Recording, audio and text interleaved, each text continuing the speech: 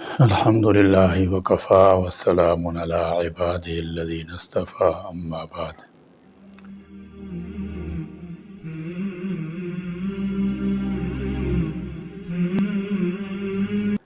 سود نظام اقتصادی، اخلاقی، سماجی اور دینی اخروی ہر حیثیت سے انتہائی نقصان دہ ہے۔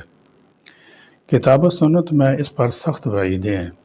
ماہرین اقتصادیات کی بھی رائے ہے کہ یہ عالمی اقتصاد کے لیے ناسور ہے، جس سے انہی مفکرین اور ان کے تلامذہ نے انتہائی ہوشیاری سے عالمی اقتصاد میں داخل اور پوری دنیا میں نافذ کرا دیا ہے، اور یہ باور کرانے کی کوشش کر رہے ہیں کہ یہ انتہائی مفید نظام ہے اور اس سے مفید کوئی اقتصادی نظام چل ہی نہیں سکتا، جبکہ اس کی وجہ سے تیسری دنیا کی حکومتیں ہر روز غریب سے غریب تر ہوتی جا رہی ہیں۔ ان پر عالمی بینک اور سودی اداروں کے قرضوں اور ان کی سود کا بوجھ بڑھتا جا رہا ہے۔ اس طرح یہ حکومتیں آزاد ہوتے ہوئے بھی غلامی کی زنجیریں میں جکڑی ہوئی ہیں اور روز بروز ان کے مسائل اور مشکلات میں اضافہ ہوتا جا رہا ہے، جبکہ بڑی حکومتوں کی دولت اور سرمایہ میں اسی نظام کی وجہ سے روزانہ اضافہ ہوتا جا رہا ہے اور وہ مالدار سے مالدار تر ہوتی جاتی ہیں۔ یہی حال افراد کا بھی ہے۔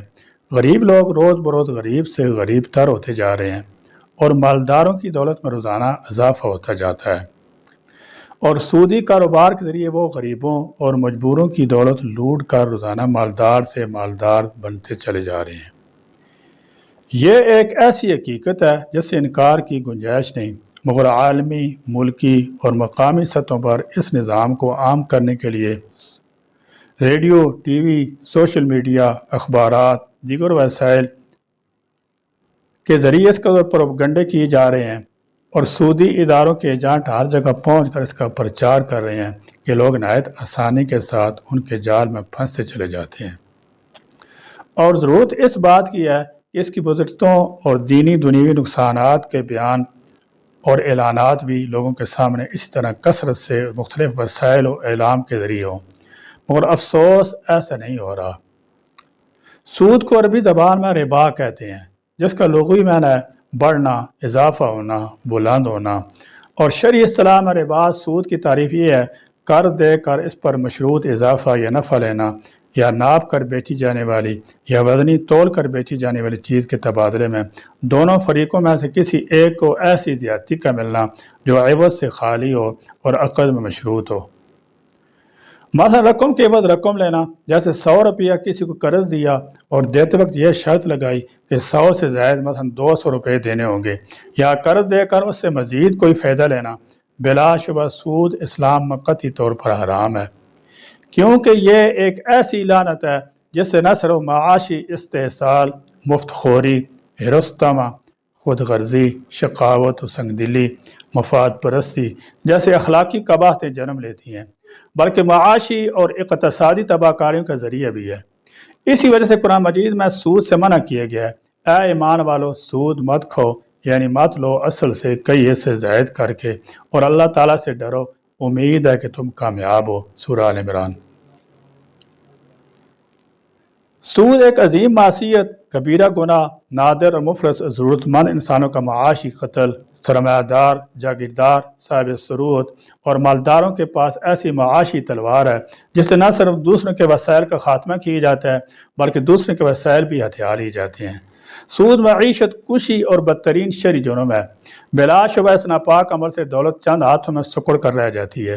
غریب ممالک، اقوام، افراد سودی نظام میں جکڑ کر غریب، جبکہ امیر ممالک، اقوام، ادارے اور افراد امیر ترین ہو کر اپنی بالادستی کے ذریعے زیر دست ممالک، اقوام، افراد کو غلامی کی زنجیروں میں جکڑ دیتے ہیں۔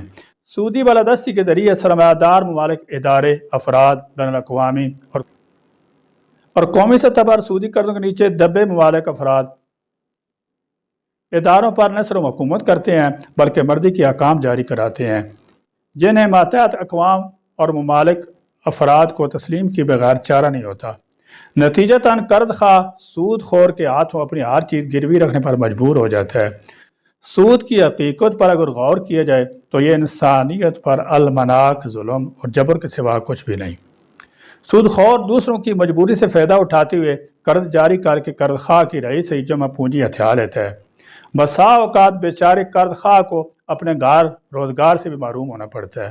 جاہلیت کی جب انتہا ہوتی ہے تو سود خور قرض خواہ کے بچوں اور اس کی ذات کو بھی اپنی ملکیت قرار دیتا ہے۔ ہم اپنے گرد و پیش کی حالات کا جائزہ لیں تو سود کی وجہ سے پسماندہ طبقے پر طرح طرح کے مظالم ہوتے ہوئے نظر آتے ہیں۔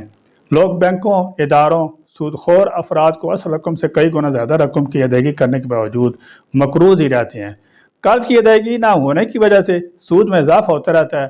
نتیجہ تان بطور ضمانت رکھی گئی جائیداد مکان تک سے قرض خواہ ہاتھ دھو بیٹھتا ہے۔ ایسے واقعات کی قلت نہیں کہ قرض خواہ اپنی زمینوں، دکانوں اور فیکٹریوں حتیٰ کہ رہائشی مکان سے ہاتھ دھو کر اور بے یار و مددگار ہو گئے۔ یہ تو سود کا دنیوی نقصان ہے، جبکہ دینی اخری طور پر سود کبیرہ گناہ، حق تعالیٰ سے بغاوت، اللہ اور اس کے رسول صلی اللہ تعالی علیہ وسلم سے کھلم کھلا اعلان جنگ ہے۔ رسول اللہ صلی اللہ تعالی علیہ وسلم نے فرمایا، سود کے 70 اجزاء ہیں، جن میں سب سے ادنا درجہ یہ ہے کہ کوئی آدمی اپنی ماں سے نکاح کرے۔ ایک حدیث میں آپ صلی اللہ تعالی علیہ وسلم نے ارشاد فرمایا، 4 شخص ایسے ہیں جن پر اللہ تعالیٰ نے جنت حرام کر دی ہے، نہ وہ جنت میں داخل ہوں گے اور نہ ہی وہ جنت کی نعمتوں کا ذائقہ چکھ سکیں گے۔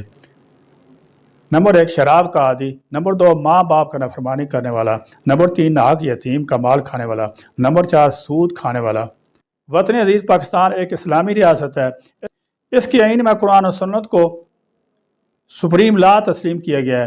نیز ملک کی عدالت عظمیٰ ملک سے سود کے خاتمے کا فیصلہ دے چکی ہے، لیکن حکومتی حربے اس ایمان سوز مرض کے خاتمے میں رکاوٹ بنے ہوئے ہیں۔ ہمارے ملک کے جملہ اداروں کی خدمت میں گزارش ہے کہ اللہ تعالیٰ اور اس کے آخری رسول صلی اللہ تعالی اس کو بتلائے ہوئے احکامات کے مطابق ملک کے قوانین کی تشکیل کی جائے۔ شریعت مطالعہ کی پاسداری میں ہی فلاح و نجات اور دینی دنیوی مشکلات کا حل موجود ہے۔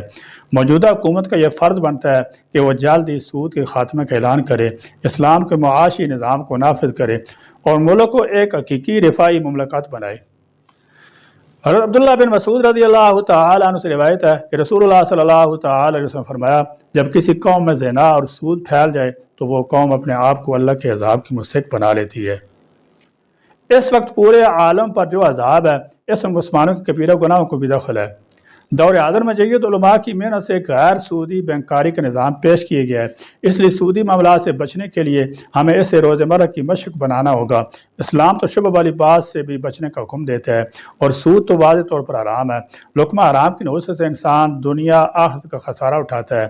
دنیا میں انسان پر بیماریوں کا حملہ ہونا، ذہنی اذیت میں مبتلا ہونا، اولاد کا نافرمان ہونا، گھریلو جھگڑوں کا بڑھ جانا اور حادثات کا پیش آنا، یہ سب اس نافرمانی کا نتیجہ ہیں، جبکہ آخرت میں اللہ تعالیٰ کی ناراضگی، شفا سے محرومی اور جہنم کی آگ کا مستحق ہونا شامل ہے۔